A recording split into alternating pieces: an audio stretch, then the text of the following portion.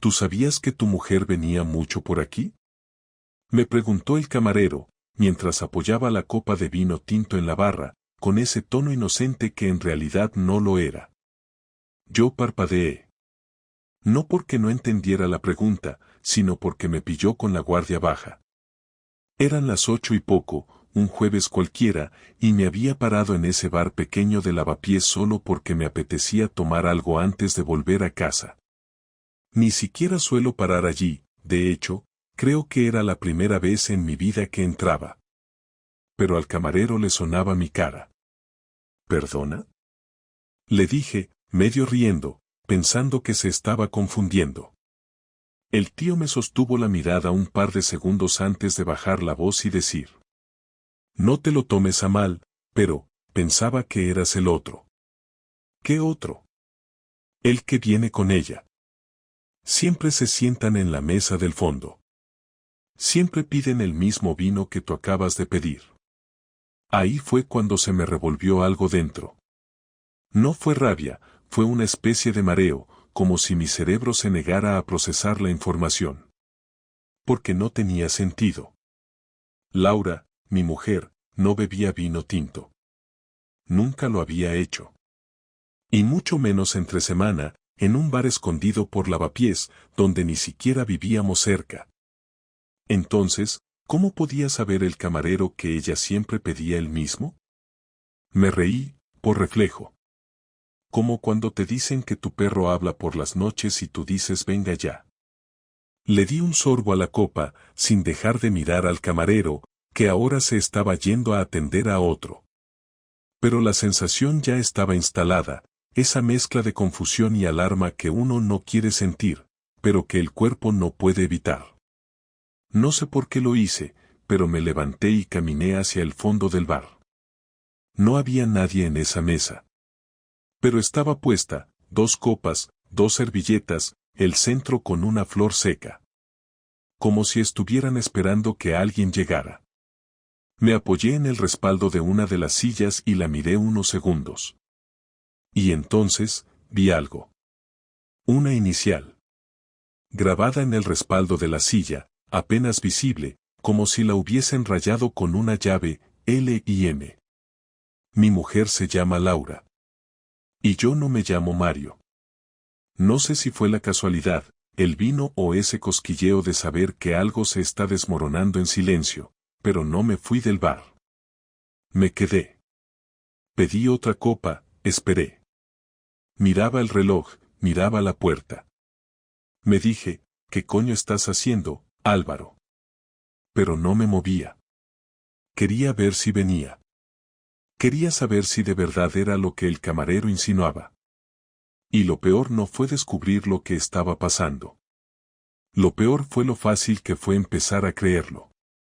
No sé cuántos minutos estuve sentado en aquella barra, mirando de reojo la entrada y la mesa del fondo, como si fuera un vigilante nocturno en su primer día de trabajo, sabiendo que algo podría pasar pero sin tener ni idea de qué hacer si realmente pasaba. El camarero ya no volvió a decir nada, pero cada vez que cruzaba la barra, su mirada pasaba por mí y se detenía medio segundo más de lo necesario. Yo mantenía la vista fija en la copa, pero no bebía, y en el fondo me sentía como un idiota, como un niño al que han dejado esperando en la puerta de una fiesta a la que no estaba invitado. Lo que me mantenía allí no era la sospecha, sino esa especie de certeza que no quieres tener, ese presentimiento que no se basa en pruebas ni en lógica, sino en cómo el cuerpo empieza a prepararse para una hostia antes de que llegue. Cuando entraron, no los vi de frente. Escuché la puerta, miré por reflejo y vi una figura familiar desde el perfil, caminando rápido, como si no quisiera que la vieran.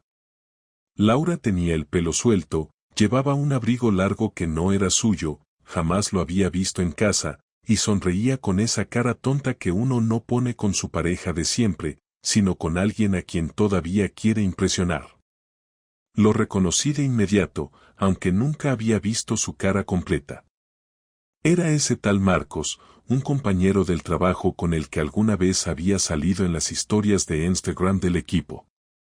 Nunca me había dado celos, ni siquiera curiosidad, porque Laura siempre hablaba de él como se habla de un tío simpático y un poco friki, de esos que están siempre con el móvil en la mano y hacen bromas todo el rato. Me crucé con él una vez, en un evento de empresa, y me pareció que hablaba demasiado alto para decir tan poco.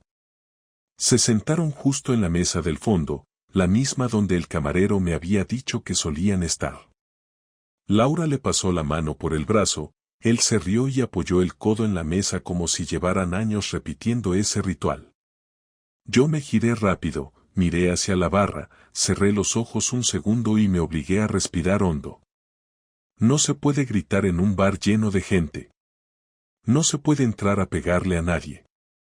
No se puede armar un escándalo por algo que, hasta hace 5 minutos, no sabías que existía. Me bebí de golpe el vino que quedaba en la copa y pedí la cuenta con una calma que me dio miedo. El camarero no me dijo nada, solo me miró con esa expresión incómoda que se le pone a la gente que sabe que metió la pata sin querer. Pagué, me levanté, caminé hacia la puerta y salí a la calle con la cabeza hirviendo. No me fui a casa. Me fui al parque que está detrás de la biblioteca municipal, donde hay bancos de madera y farolas con luz naranja que apenas iluminan. Me senté ahí, encendí un cigarro, y por primera vez en años, no quise volver al lugar donde vivía. No sabía qué me dolía más, si verla tan cómoda con él, si haber sido tan ciego, o si darme cuenta de que, probablemente, esto venía de lejos.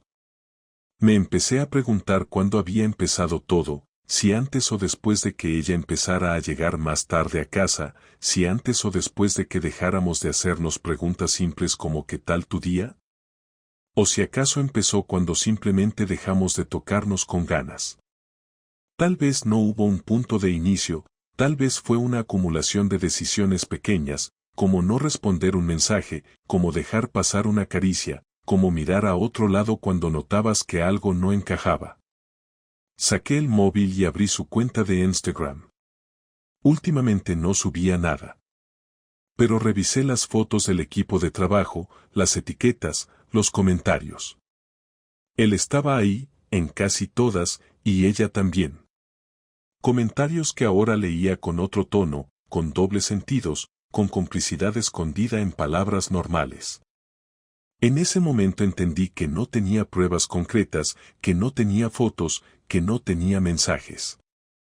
Pero ya no me hacían falta. La manera en que lo miraba, el lugar al que iban, el comentario del camarero, su abrigo, su risa, su lenguaje corporal. Todo eso era más prueba que cualquier captura de pantalla. Estuve ahí sentado hasta que se me acabaron los cigarrillos. Luego caminé a casa como si fuera invitado en mi propio barrio. Subí las escaleras, entré sin hacer ruido y me duché en silencio. Laura llegó 2 horas más tarde, y lo primero que hizo al entrar fue gritar desde la puerta, «Cariño, ¿estás despierto?» Le dije que sí, que estaba en la ducha, aunque ya había salido. Se acercó a darme un beso, como siempre, como si nada, como si no viniera de un bar con otro hombre. Me giré, esquivé el beso, y fingí estar demasiado cansado. Ella no insistió, se fue a la cocina, preparó un té y luego se metió en la cama con el portátil. Todo como siempre, solo que yo ya no era el mismo. Me metí en la cama sin decir palabra. Miré al techo durante más de 1 hora mientras escuchaba cómo se apagaba la pantalla del ordenador y cómo ella empezaba a respirar profundamente, dormida. Pensé en despertarla, en decirle que sabía todo, en preguntarle directamente qué coño estaba pasando. Pero me di cuenta de que no quería una conversación a medias, no quería excusas. Quería verla mentirme en la cara, quería saber hasta dónde era capaz de llevar su doble vida, quería medir el nivel de su frialdad. Y sobre todo, quería tomarme mi tiempo para decidir cómo iba a responder, porque lo único que tenía claro era que no iba a quedarme de brazos cruzados. Al día siguiente me levanté antes que ella, hice café y me fui a trabajar con una tranquilidad extraña. Ya no necesitaba imaginar nada. Ahora lo sabía.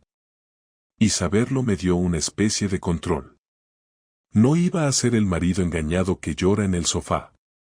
No iba a ser el tipo que perdona para que todo vuelva a una mentira cómoda.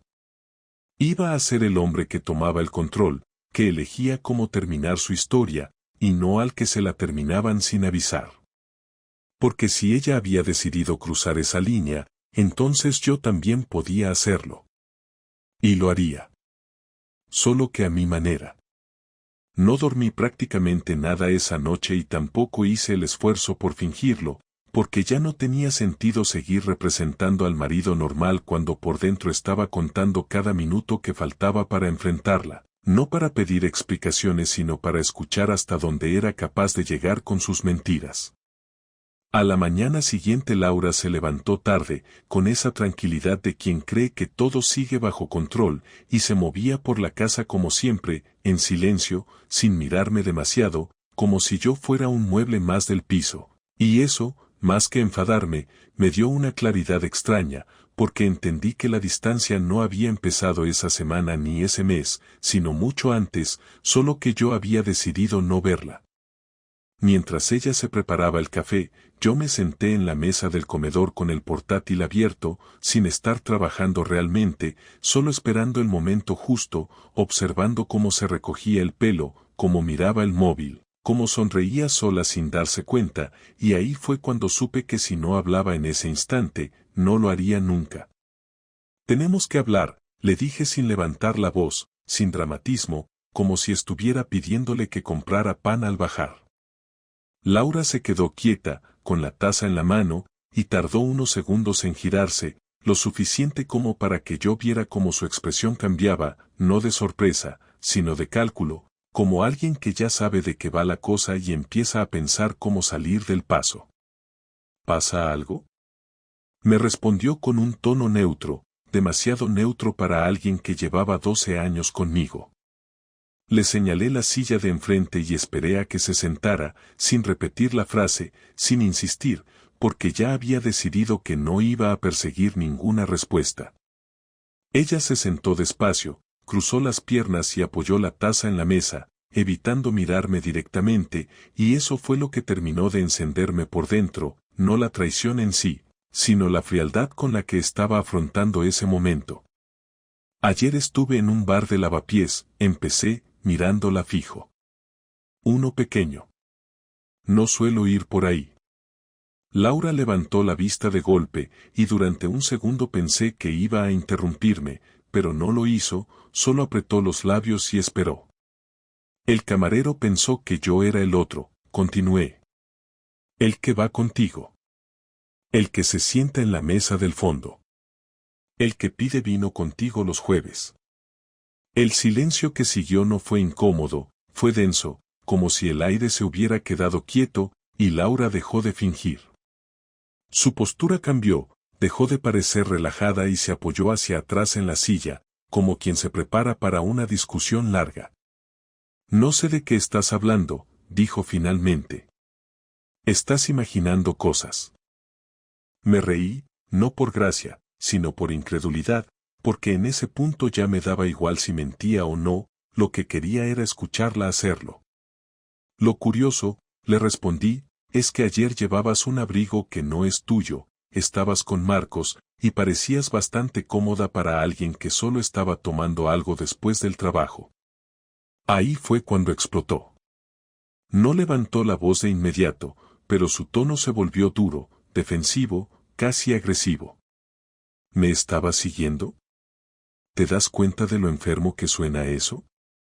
Me levanté de la silla de golpe, apoyé las manos en la mesa y me incliné hacia ella, sin tocarla, sin acercarme más de lo necesario, pero lo suficiente como para que entendiera que ya no estaba dispuesto a escuchar ese tipo de reproches. No me cambies el foco, le dije. No me vengas ahora con que el problema soy yo. No me sigas tratando como si fuera un imbécil. Ella se levantó también, empujando la silla hacia atrás con un golpe seco, y durante unos segundos nos quedamos de pie, frente a frente, con una tensión que no habíamos tenido nunca, ni siquiera en nuestras peores discusiones. No ha pasado nada, dijo al fin. Marcos es solo un compañero. Estoy pasando por un momento raro y necesito espacio. Eso es todo. No me mientas, le respondí, esta vez subiendo la voz. No me mientas ahora, porque es lo único que te estoy pidiendo. Un mínimo de respeto. Laura se pasó la mano por la cara, respiró hondo y empezó a hablar más rápido, como si tuviera un discurso preparado desde hacía tiempo. Llevamos años desconectados, Álvaro. Años. Tú siempre estás trabajando, siempre cansado, siempre en tu mundo. Yo me he sentido sola durante mucho tiempo, y Marcos me escucha, me presta atención, me hace sentir vista. Eso no significa que haya pasado nada físico. Esa frase me atravesó más que cualquier confesión directa, porque confirmaba todo lo que yo ya sabía, pero con la tranquilidad de quien se siente justificada. Entonces si hay algo, le dije. Aunque no lo quieras llamar por su nombre. No me juzgues, me gritó. No sabes lo que ha sido esto para mí. Ahí perdí la calma.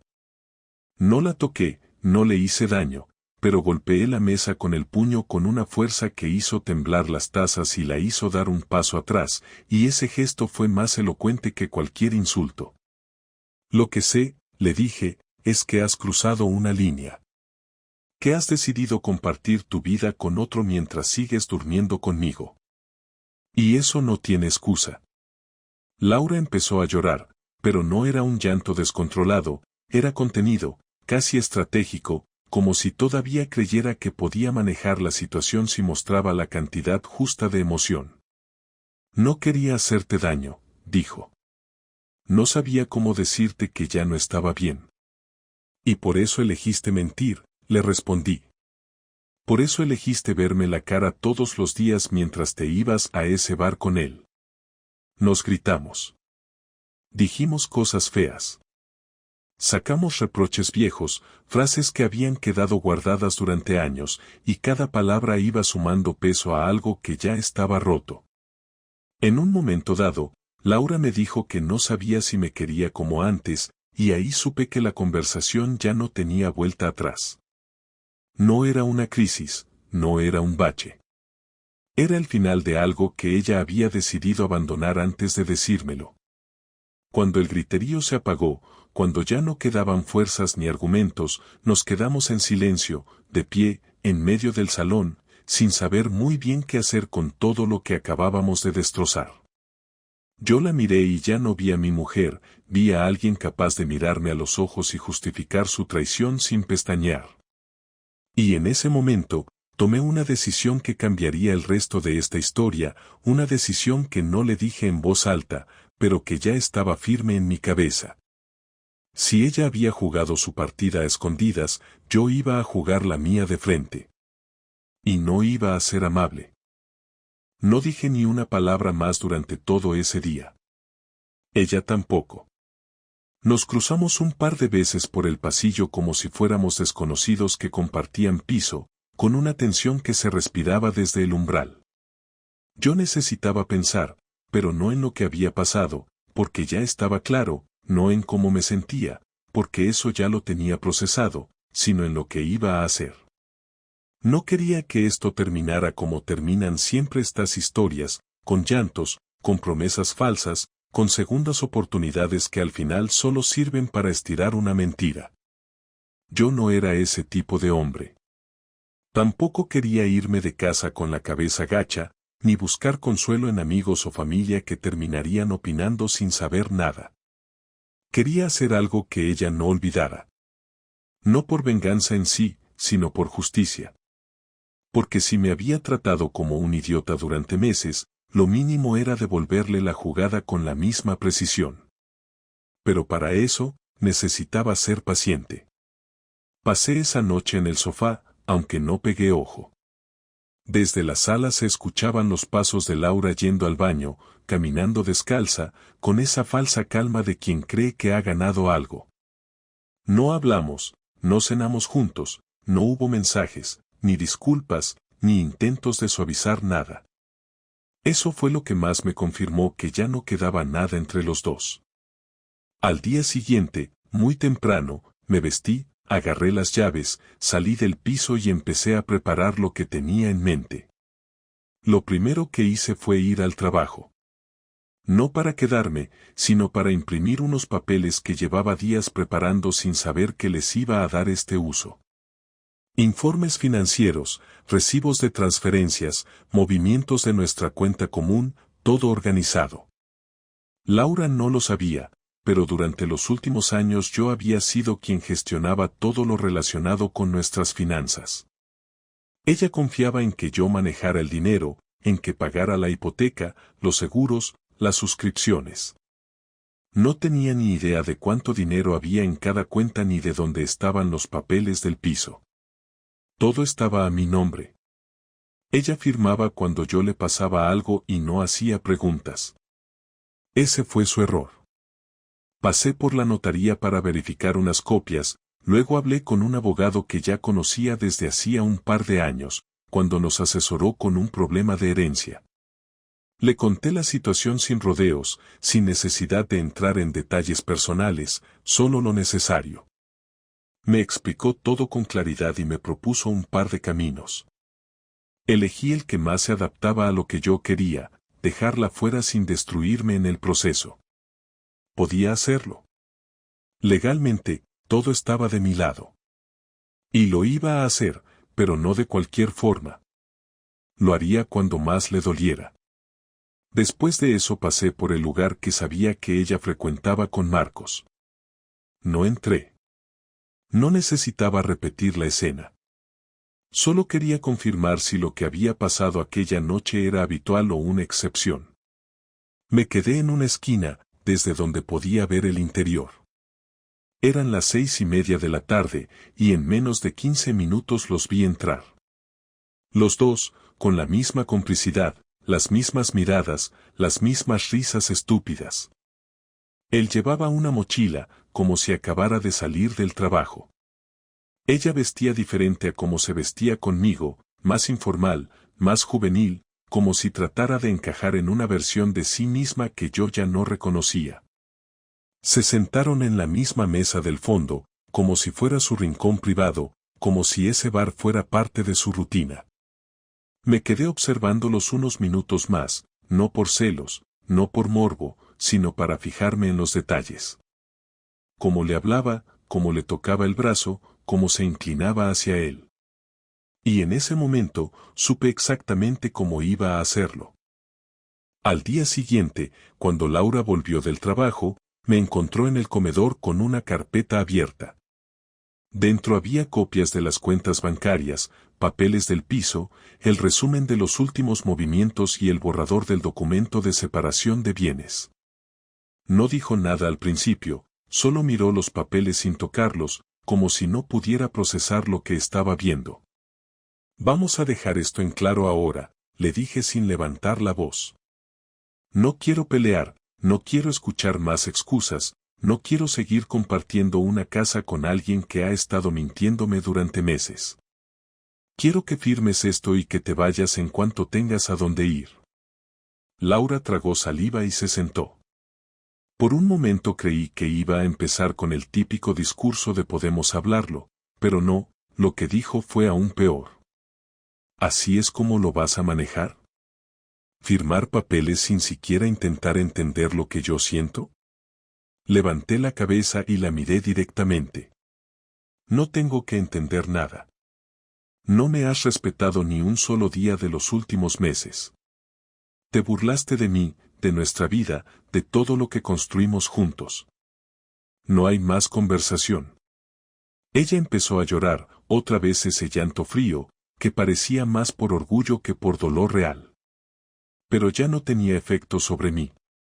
Se limpió las lágrimas con la manga, sin disimulo, y me dijo que no tenía a dónde ir de forma inmediata, que necesitaba tiempo para organizarse. Le dije que tenía una semana, que le iba a transferir su parte de la cuenta común para que hiciera lo que tuviera que hacer, pero que no quería verla más tiempo del necesario. Me miró como si yo fuera el villano, como si ella fuera la víctima de todo esto. Y eso fue lo más patético de todo.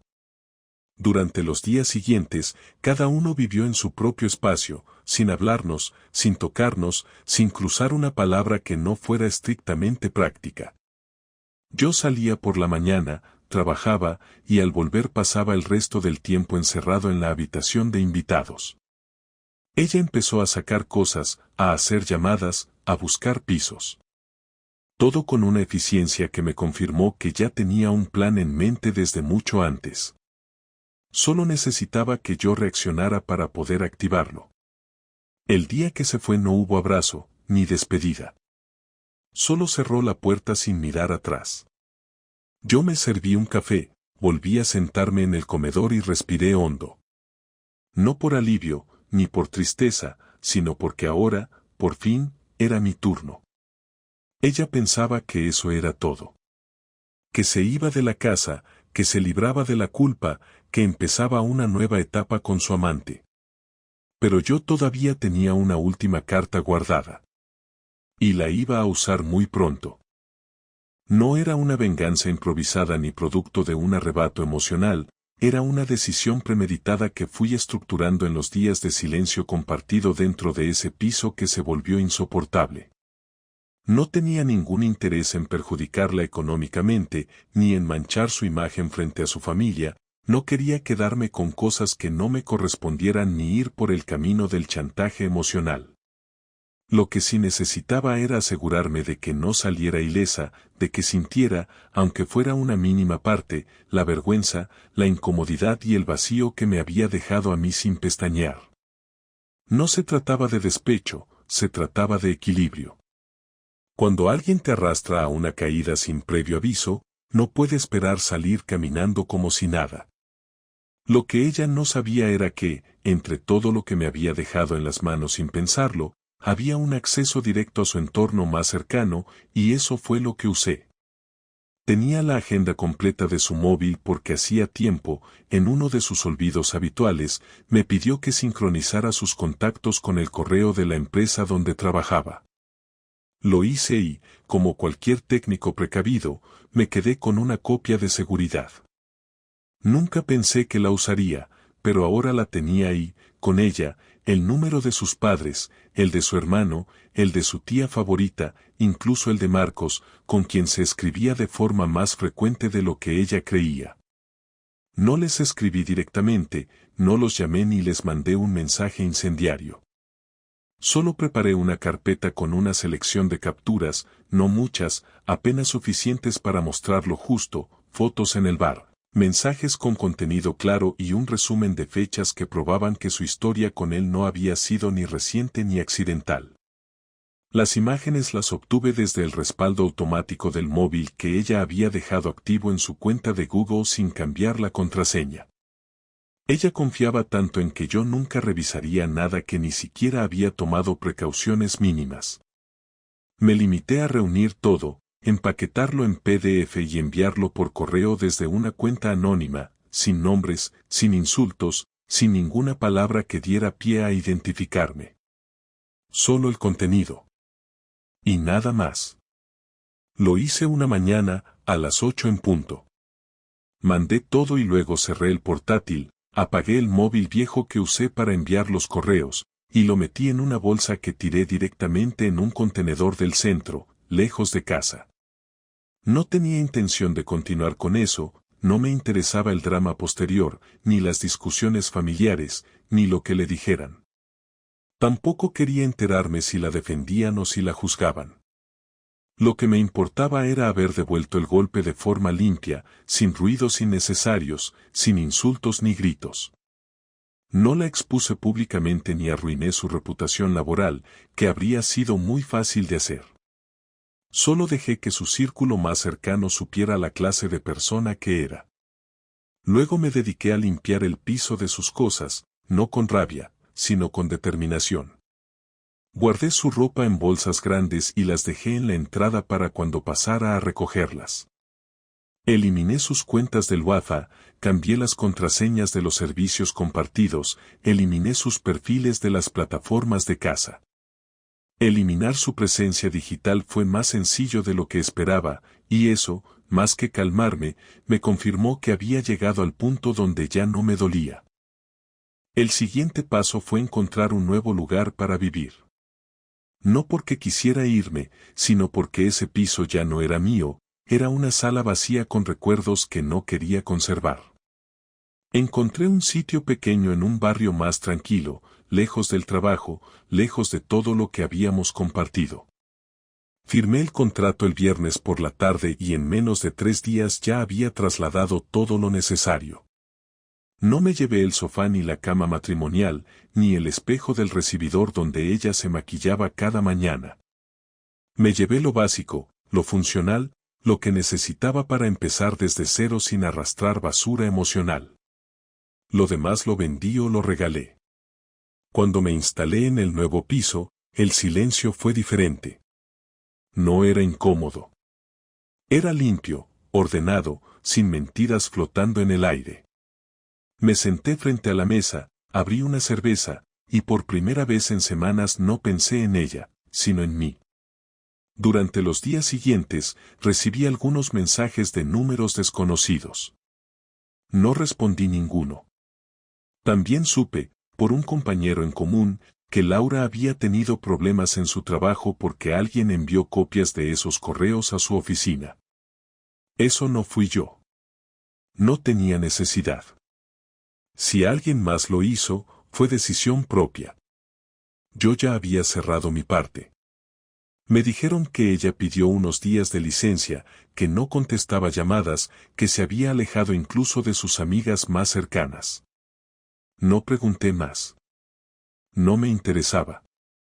Tampoco me alegró. Lo único que me confirmó fue que había hecho lo correcto. El día que volvió a aparecer fue exactamente una semana después de haberse ido. Llamó al portero de mi nuevo piso y, como no sabía que tenía cámara, se paró frente a la puerta con la cara cubierta de nervios. No le abrí de inmediato. Me tomé mi tiempo. Salí con calma, la miré desde el otro lado del portón y esperé a que hablara. ¿Podemos hablar?, me dijo sin rodeos, con la voz más baja de lo normal. Habla, respondí sin moverme. No aquí, por favor.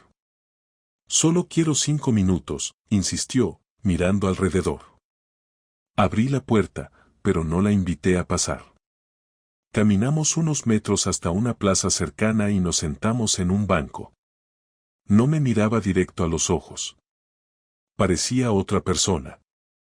Más pequeña, más insegura, más consciente. Recibieron los correos, dijo de golpe. Todos. Mis padres. Marcos. Mi jefe. No dije nada. Ella se aclaró la garganta y siguió.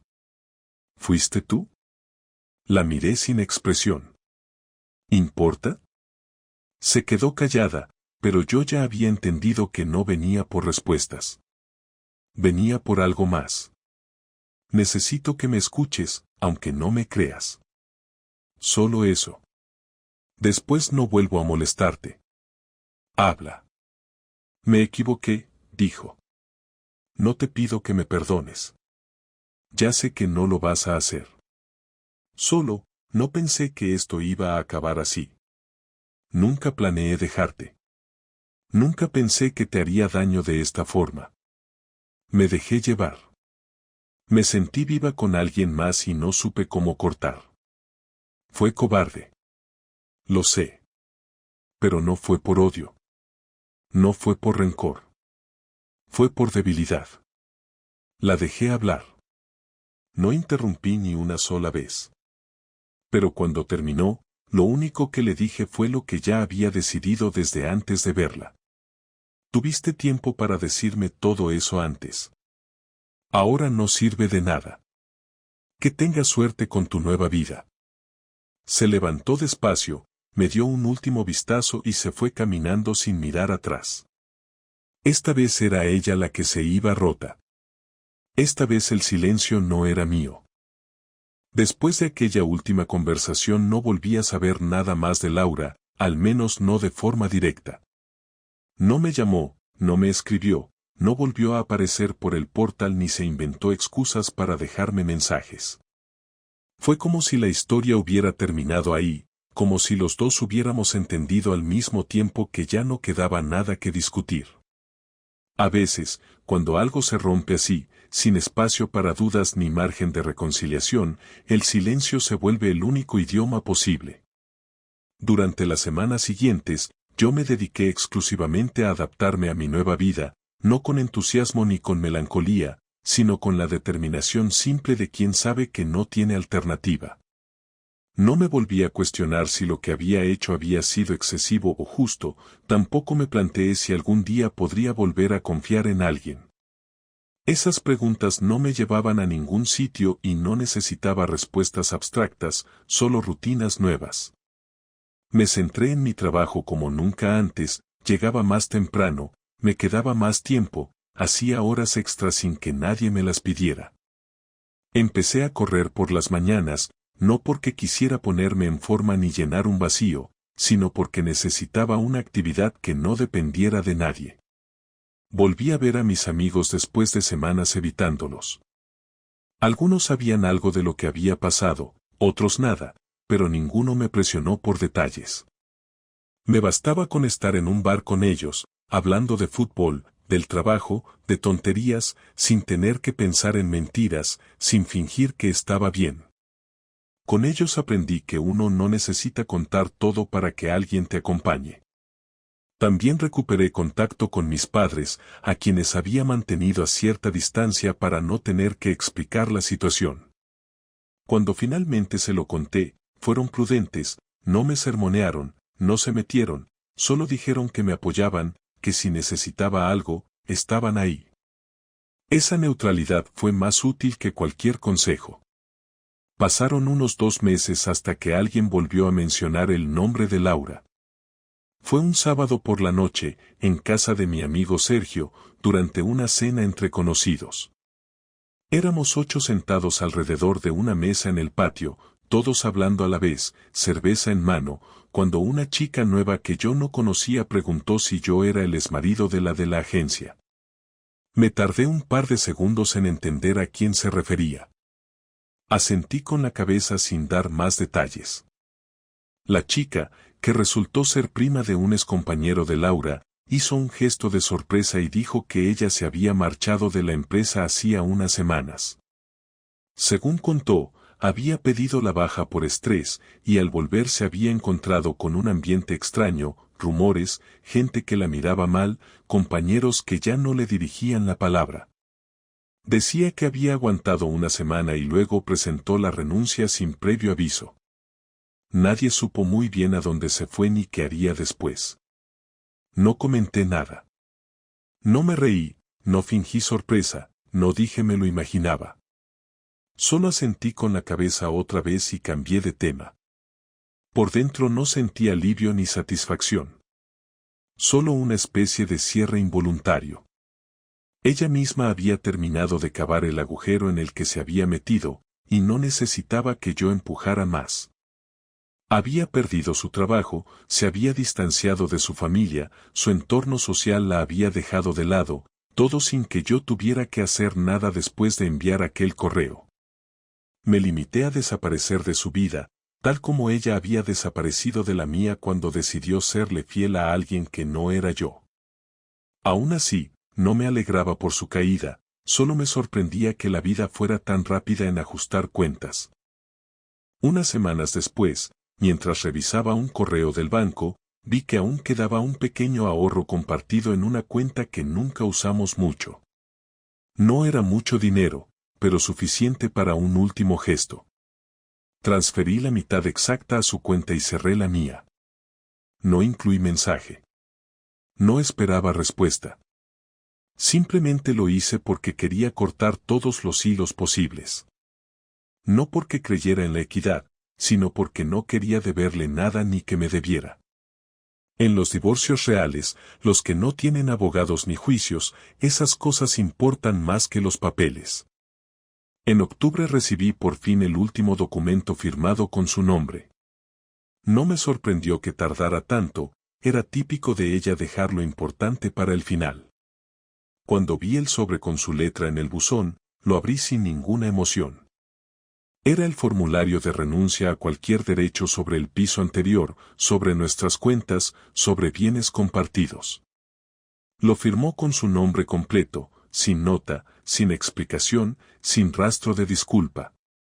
Era un final mudo, como los suyos. Lo guardé en una carpeta junto al resto de la documentación y no volví a abrirla.